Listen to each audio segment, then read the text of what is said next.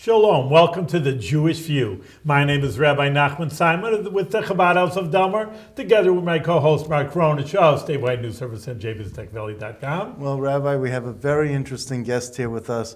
He's been in Albany most of his life. Moshe Losice, he owns Modern Carpet in downtown Albany, and he's also going to tell us about stories about old-time Albany and the south end of Albany and the Jewish community, Orthodox Jewish community that was maybe 100 years ago or less, but closing in on 100 years ago.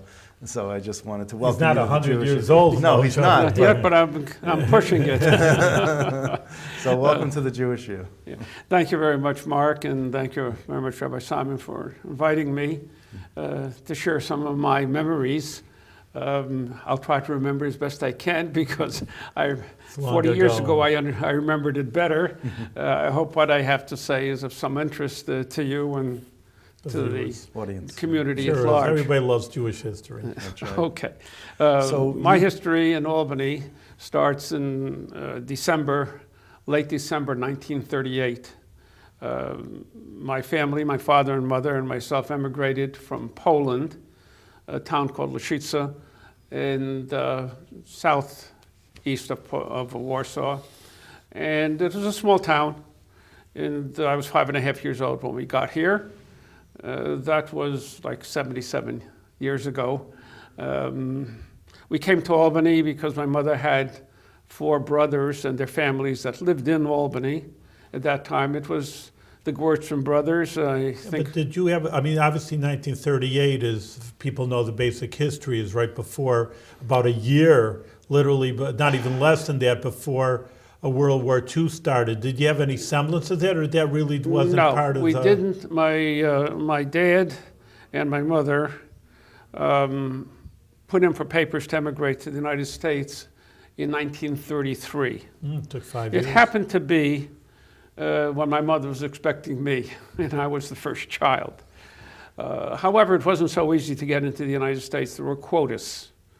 And I consider, and my parents considered, that we got in here by the skin of our teeth, because actually the boat that we came on only made 2 more trips to the United States, and it was torpedoed after that. That was the first boat that was torpedoed by the Germans and went down in the Atlantic.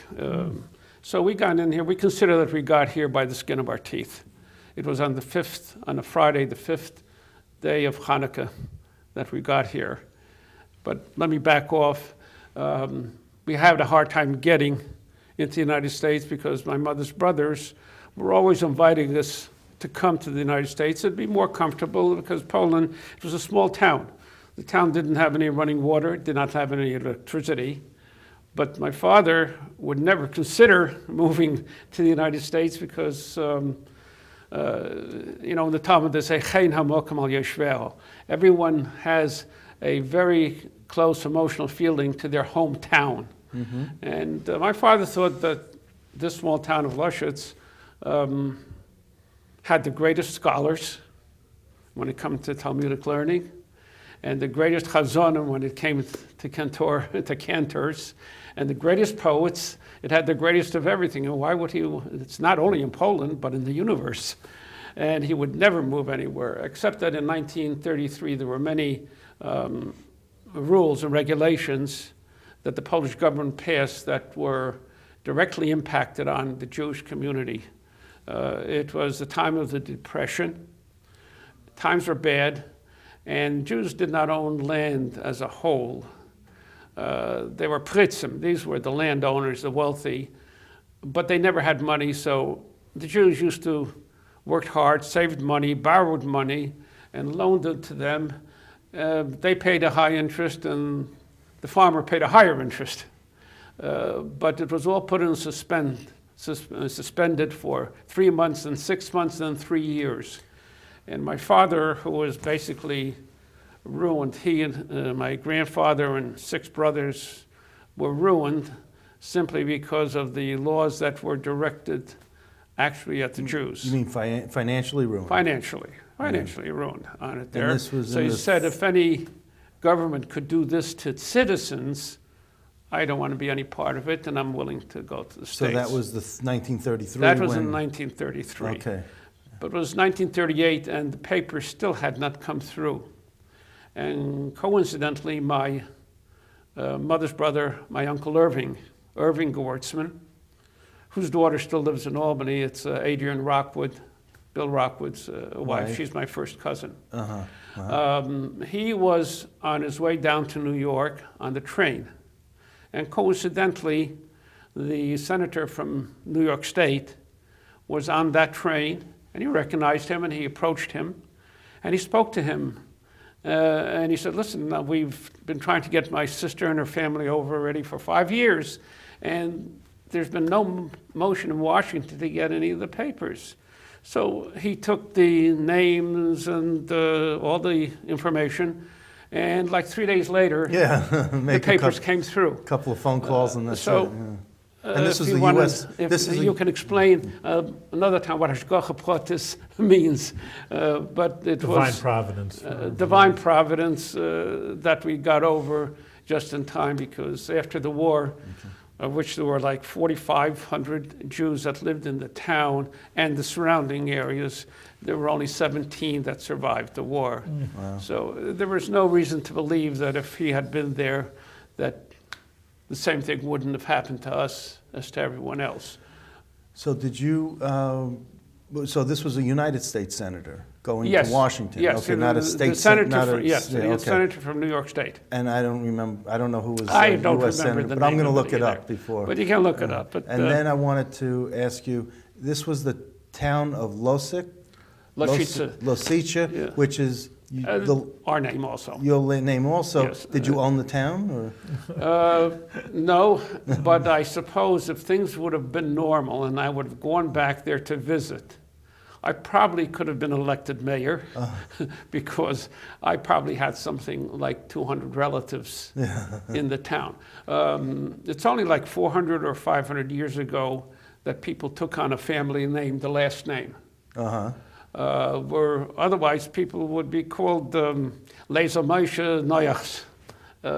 After father. They did not have a after last father's name. name, yeah. So obviously my family was there already 500 years ago, because when they said they had to take on a name, they took the name of the town. And they were there at the beginning to... Do you know that you were there? I mean, you have the genealogy to go back. Not your father that, told I you don't have all hundreds the of way years. back, but I can go back to my great-grandfather easily, that's for sure. He was And- born in 1832.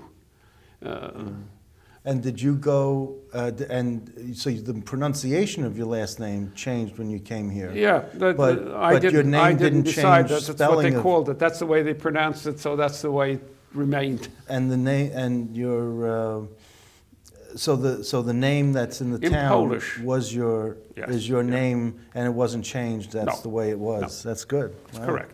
I had it there. So we came to the States, and we went immediately to 37 Marshall Street. My uncle Saul Gewurtzman and Irving Gewurtzman lived in a two-family house there. We stayed with them for a while. And I do recollect that that Friday night, Zalman Levin, Oliver Shalom, Zalman He's Levin, an elder, came just for the over. people, our viewers, just to know Yeah. who he is. An elder chassid in the Albany area, passed away a number of years ago. But he was like maybe the senior member, we could say, of the... Yeah. Yeah. Yes. of the- Solomon Sure. Levine. Yeah, Zalman. Zalman Levine. Levin, he was a great Talmudic scholar, and he was a very close friend to my Uncle Sal. And so he came over, I remember him, and also Chazan Rabinov from Beth Jacob, also who lived a few blocks away. He came over also to visit that night, I recall. So that was back in 1938. Again, just for our viewers, he just Mr. Losice says congregation Beth Jacob, and people would know, hey, wait a minute, it's congregation Beth Abraham Jacob Well, Correct. today. So maybe just, The Jewish community was centered to a large extent in downtown Albany, the Around south end, Pearl Street. around Pearl Street. When we came, and after our first place we lived on was on Catherine Street, and then we moved to Trinity Place, Oh. and then we moved to Morton Avenue. Morton Avenue to us, when we moved there, was uptown. We Right. lived in the Eagle Apartments, and you had to wait in line to get into those apartments. Did you know a woman named Hattie Shire? No, No. Well, they lived on Morton in the Eagle Apartments, so I just thought, and No. her son Ira is in Florida, and he comes up and he goes on Morton Avenue and reminisces about, you know, the way it used to look. You know, I take him around, Yeah. we hang out. But the other thing was Marshall Street. When you first came to Marshall Street, that's off of Delaware Avenue. that's off Delaware Avenue. Right. With the firehouse is on the corner. Yeah, so I just And, want to give it proximity the of what shul, we're talking about. the shul that they davened in was the predecessor to Temple Israel. It was called Congregation Israel, I think. Uh-huh. And Was that the Federal Street Shul? on or- Federal Street. So yes. it's the Federal Street The Shul. Federal Street Shul. Which And I hate to tell you is now an OBGYN And practice. I Well, that's recall, good. Why do you Okay. say it's bringing I the recall- babies into the world? I recall in the All right. firehouse, there was Yeah. a bench that was built on the side of the firehouse, and my cousin, his name was Eliezer Moshe. Actually, my name is Eliezer Moshe also. We changed it because when they called Laser Moshe, there would be Laser Moshes running from all parts of the house. So he was 2 years older than I, so he remained Laser Moshe, and I became Moshe on it there. But I remember when we came back from shul, he stood up on that bench and made Kiddush for Shabbos Friday night the for the firehouse? firemen Oh. on it there. It's just a scene. Yeah, because the background. firemen were all Irish at the time. So, yeah, but he would get up there every Friday night and make Kiddush for them. That's all good. It's all good. Yeah. So he was only 7 years old or 8 years So old. after Marshall Street, then you moved to Catherine To and Catherine Street. Trinity, and then Catherine Street and then down to Right. Trinity. And Is that because you Trinity wanted was to be- one block above South Pearl Street. and there were 3 Orthodox shuls down there. Yeah, at the time. shuls were all downtown Albany. Well, They did have on Washington Avenue what was Boy, Shalom. eventually of Shalom right. when they moved, but there on Washington Avenue is where they had the shul. And the first But Albany- downtown was really the center. Right. You had Sons of Abraham, Beth and El across the Jacob. street diagonally you had the Agudah Sachib, Right. and down the block on Herkimer Street Herkimer you Street. had Beth Jacob, Beth El Jacob. Bethel Jacob. Right. Because it's still written on the, etched Yeah. into the front. Yeah. And the first years I used to go to school diagonally across the street. They had a public school, Uh-huh. and that's There where I weren't was any day schools when you're talking 1940s. There was No, nothing there, to go there was to. a Talmud Torah. Uh-huh. Although you might know that in Albany they did have a Talmud Torah, which was attended by approximately 600 children at the turn of the last century. Mm-hmm. At the turn of the last century, the Hebrew Institute, it was adjacent to Sons of Abraham. Mm-hmm. It was a 3-story brown building, and they were learning Talmud even. Where all of them went to, it's hard to know. Who all went to? All these students that All were the good students, observant Jews. because of, you would have thought that there would be a Dynamic remnant of Jewish, it. But community there was today. one fellow who was from the Leifer family, Aaron Leifer, who went to yeshiva, and he became a rabbi. And Mayor Kagan attended People that know school. that for the Kagan butcher shop there right Yeah. on Madison. People may. But he had a shop on Pearl Street with his father.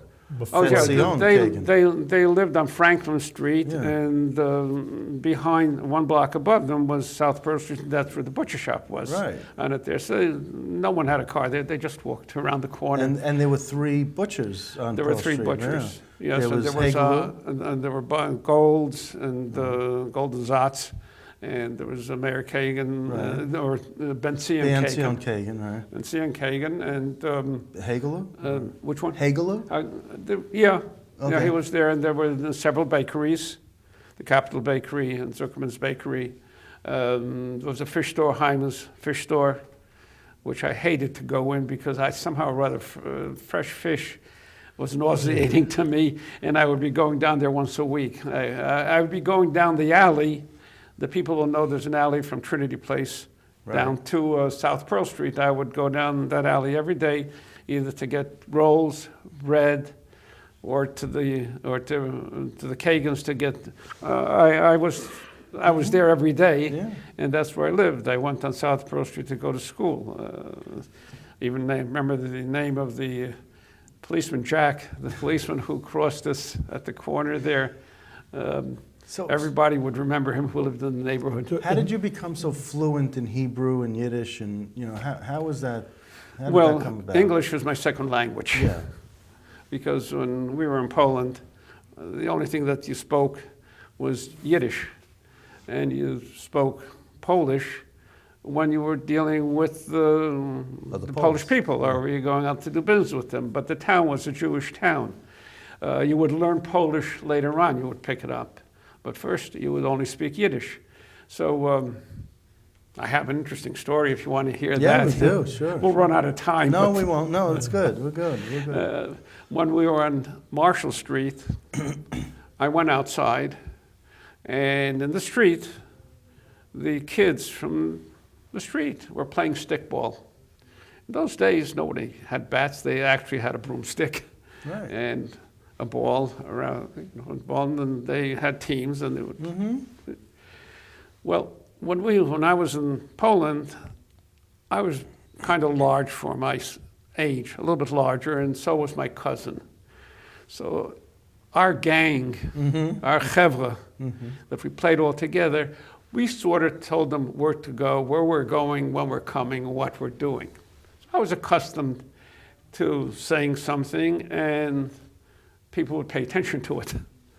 So I was watching them, and I thought this was very interesting on it. So I'm standing on the corner, on the curb, and as they're playing there, I call out to them, "Vaf mir de pilka," which is in Jewish, and it says, "Throw me the ball." So everybody turns and looks at me for a second, turns away. None of these were Jewish kids. Nobody spoke Yiddish.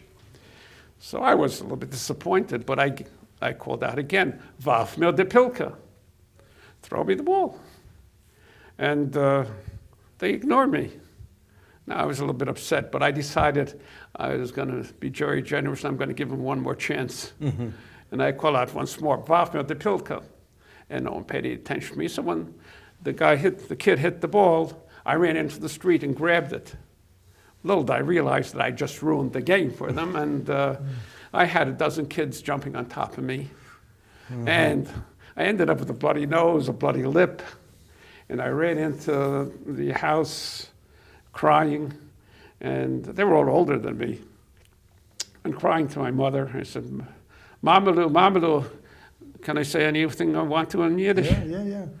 Mamalu, Mamalu, will I heimgehen in Poland, will nicht sein in verkackte America. I don't want to be in this terrible place over there. They're beating me up. Well, later on, I sat down when I caught my breath, and I said to myself, I'm missing something here. And I quickly learned English. I quickly learned how to speak. You learned your lesson well. But you're so fluent in Hebrew, and you said that you didn't have. No, I didn't speak fluent in Hebrew. No, but In Yiddish. you are now. Well, I'm not fluent. But you're more fluent than most other people. Okay. Yeah. And it's really great to see but how did that evolve when you said you didn't have a Talmud Torah class, or you did? Well, I attended a Talmud Torah class, but the Talmud Torah class, I automatically went into the Bar Mitzvah class, even though I was only 6, because I knew how to daven. I already started going to a cheder at the age of 3 in Poland. So whatever they were teaching, I was in the Bar Mitzvah class all the years. So for 7 years you were in Bar Mitzvah class. Yeah, I recall I was, Hermangerman was in my class with me. So Yeah. Eventually, when I came back from New York, because I did go to yeshiva from... Oh, you did? That's what I'm asking. Okay, I went to yeshiva in 1945. Where is that? In Brooklyn, New York, Yeshiva Torah Das. Okay. So I was there for 11 years, and I came back home, and I went into the store with my dad full time. However... And the store being Modern Carpet? Or it was what? Modern Furniture Modern Company. Furniture, Yeah, okay. we had furniture and carpeting at that time. Okay.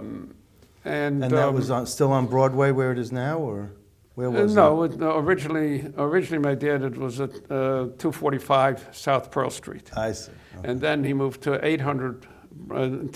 745 Broadway, and then to 800 Broadway, and now we're at 10 the something. new location at 1050 Broadway.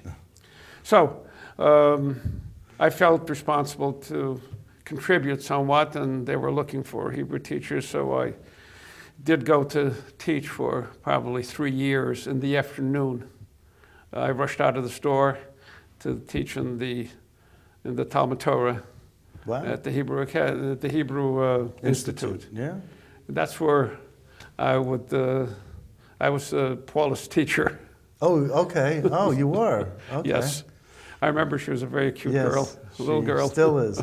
But what made you maybe motivate you to come back to Albany? Like you were saying yourself, most, again, who knows, I don't know statistics, how many people remained observant, or obviously if they remained observant, they didn't stay in Albany because it's such a small I'll tell you, community today. If you want to analyze it, there were kids that lived in New York or even in the Bronx, and they would stay in the dormitory.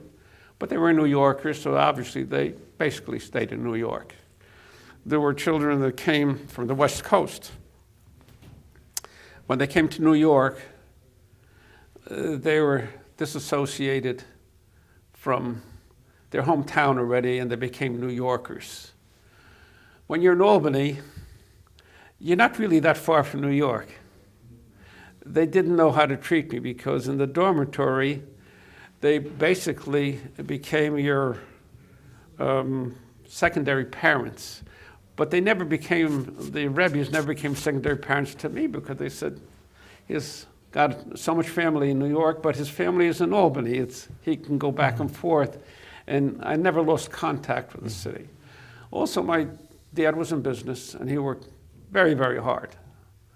At that time, I never went to summer camp. Anytime we had time off, I would be home and I would be helping out in the store, do whatever I could do. And that would keep me busy. And out of trouble. well, it's true, I never did have time to get into any trouble. Maybe that's why I was a good kid, because I never had an opportunity to be bad. So I think maybe that's a good thing. I never had a challenge. So I grew up in Albany all the summers, and I had a great deal of family here at that time, less so now, because as time marches on. But I got married in 1959, and 1959. in 1959. And where did you meet the missus? I met Rivka in April 1st. I spoke to her the first time. I called up, and her mother answered. And at that time, she was working already and going to Brooklyn College at night. She said, she won't be home till about 11 o'clock. So I said, is it okay to call up at 11 o'clock? So yeah, sure. So 5 minutes after 11 or so, I called up, and sure enough, Rivka answered the phone. And I introduced myself, and she assumed that this was an April Fool's Day Right. Oh, really? joke.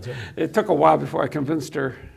You're for real. Yeah. Now, was this an arranged thing or what? How did you meet Well, her? So, there were a number of people that I knew that knew her father, and they thought it would be a good shidduch. And they gave me the name to call up. And I got numerous times. I had a drawer where I put these names in. Her maiden name was Rivka Rimalt. But her name was Rivka. Most people called her Reggie. And they called her also Regina, which is English, and was Rimalt. So I had gotten about 4 or 5 people already that asked me to call up to take her out and making a date because it might be good. However, at that time, that summer, I was in an apartment. There's 6 of us that had an apartment because I was in the class that was learning Hilfe Schritte, and we were going to the Schlachtheiser. Learning about ritual slaughtering, just for our audience. Yeah. And we were there together, and there was one fellow, Usher Leitman. He was from Brazil. He just passed away several months ago. And he had a date with Rivka, as it turns out. A date meant he went to the house. This was the first time, and the parents were there. She said hello, and then he and Rivka would sit down and talk for an hour, and he came back. So he came back, it was summertime, so it was late. It was Mitzvah Shabbos. He came back about midnight. And when he walked into the door, I said, no, sure, how was the date? He said, she's a wonderful girl, a very good-looking girl. She's intelligent, she's beautiful, and she's perfect for you. So he said, okay, here, let me give you her name. He gave me her name, and then he says, beginning to sound familiar. So I went to the drawer, and I dumped out all the zettlach, all the little lists that I had there. And sure enough, I ran across Rivka, Regina, Remold, and they all matched up with the phone number. And so I said, I think I'll call her up. There's enough people that met her, or that knew her parents. And I went there, and of course it was magic. It was perfect from the first moment. Love at first sight. From the first. And you got It's married. more than love, because love really comes later. True love. Mm-hmm.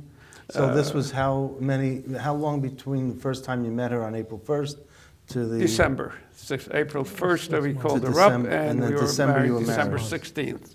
I I see. just want to say, so I know Mrs. Losice, Rivka, passed away, a year or two ago, a few years ago, and I did, of course, had the opportunity to talk to her and a privilege to talk to her, and just want to put in one more thing from her, that, there's really more stories, but she was very close to the Lubavitcher Rebbe's mother, lived right there, and there were stories there. I don't know, we're running out of time. I want you to do the talking about it. It's not Albany, but I can tell you the one story that all the Chabadniks and all the Lubavitch makes them feel good. The Rebbe, Olav Shalom, used to come every day to visit his mother. And Rivka had a sister, but there were no boys in the family. And she was the older one, so she would be taking down the garbage, bags of garbage, to put into the garbage pails on it there. This is 1414 President. Right. President Street in Kingston. They lived in 1418 also. In Yeah. in Crown Heights, Brooklyn. If you're familiar with the doors that they have in the apartment houses, they're heavy steel doors with heavy glass on it, and she'd be struggling to get the door open and get out. Now, very often the young fellows from the yeshiva would be going up also to see if they could be helpful. And they were embarrassed, and they were probably correct. When a young lady was walking down, they would let this door slam in her face and get away. One day the Rebbe was coming up the walk towards the doors, and he noticed that Rivka was coming on the other side with the bags of garbage. And the Rebbe literally ran up to the doors, and he opened it up and held the door open for her to be able to go out with the bags of garbage. He was a gentleman. Rivka, of course, felt like if there had been a hole, she would have sunk in. The idea of the Rebbe holding the door open for her was something she would have never expected, and it was embarrassing. But nevertheless, it shows that you can be a scholar, you can be a leader, you can be an extraordinary leader among Jewish people, but it's important to be a gentleman also. And chivalry's not dead yet, no. But I wanted to, quickly, in the 30 seconds we have, moving forward, how many children do you have? I have 2 children. Okay. And we were blessed with 7 grandchildren. Okay. And I am also blessed at this time with 2 great-grandchildren. Wonderful. And where your 2 children live in? Well, my son, as of several weeks ago, lives full-time in Jerusalem, Yerushalayim. Avi? The family made Aliyah some years back. Okay. But he was working for Standard & Poor's. Right. And for the last more than 5 years, he was working for the SEC. Right. So he did not make Aliyah officially Right. until he resigned his position with the SEC. Okay. And now he's full-time in Yerushalayim. And your other child? That's my daughter Adina. She's in Muncie. Her husband is Simcha Herbstman and is an Ashken. They're very heavily involved in the Jewish community in many institutions, and they do In Rockland County. in Rockland County, in Muncie thereby. And he works for Namur Securities. Okay. And he has a full-time job. How he has enough time, and she have enough time to do all the things that they do, I don't understand, but they do it. It's energy. Thank yes, you, Mr. Morris Losice. This is really, we can say you're the pillar of the Jewish community in Albany. Yes. We can say that, and we wish you Take much the more compliment. success and with good health, with many long years of working Thank for the you. Jewish And community. I don't think we got very far into Albany. No, but we did. maybe But perhaps thank you another very time. much, and No. much success. Come back again. It was very nice talking to you. Thank you for having invited me.